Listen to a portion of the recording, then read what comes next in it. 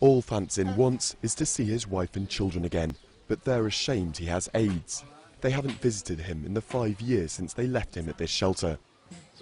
The disease carries a massive stigma in Myanmar, but critics say the military-backed government does little to change attitudes or to tackle the issue.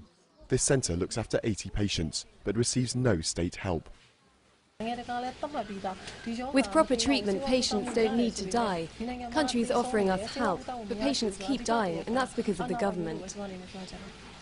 The shelter is run by volunteers of the opposition party, the NLD, and it was one of the first places that leader Aung San Suu Kyi visited after her release from house arrest in November. The government promptly said it would close down the shelter, citing hygiene issues, but few believe that's the real reason.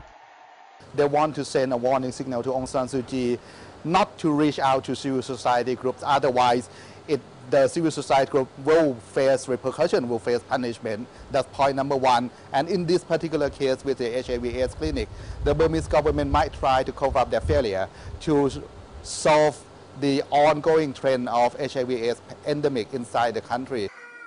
Another shelter, this time for AIDS orphans. Many of these children were kicked out of government orphanages when found to be HIV positive.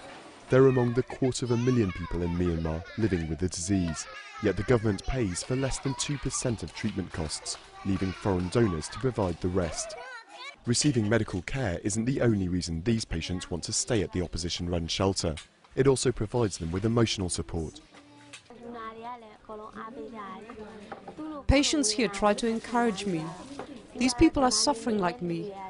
People try to help each other here, and I do not feel ashamed, sad or scared anymore.